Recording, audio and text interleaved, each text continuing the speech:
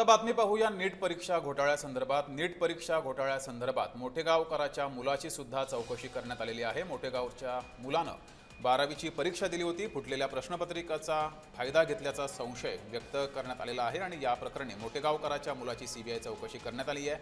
आणखी 3 विद्यार्थ्यांची सुद्धा सीबीआयने चौकशी केली आहे।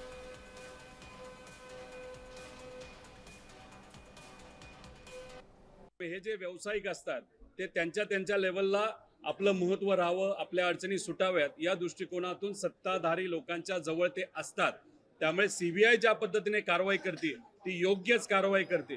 जो कुणी जबाबदार असेल तो कुठल्याही पक्षाचा असेल त्याच्यावर कारवाई ही झालीच पाहिजे। अजून कडक कायदा करून अशा पद्धतीने पेपर फुटले आणि त्याच्यामुळे सामान्य लोकांना अडचण येते असं होऊ नये याची दक्षता सरकारकडून त्या ठिकाणी घेण्यात यावी। एक पेपर 15 ते 20 लाखाला विकला गेला आणि हे एनटीएचेच लोक आहेत जे मला वाटतं खासगी क्लासेस घेतात आणि ते पेपर विकतात।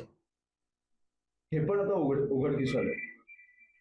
तर मला वाटतं इकडे सरकारने असा एक काहीतरी कायदा करावा किंवा एक शिक्षा द्यावी जेणेकरून एक भीती बसावी।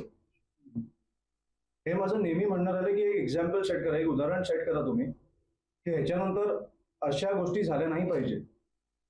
एक भीती वाटली पाहिजे की अशा गोष्टी करायच्या आधी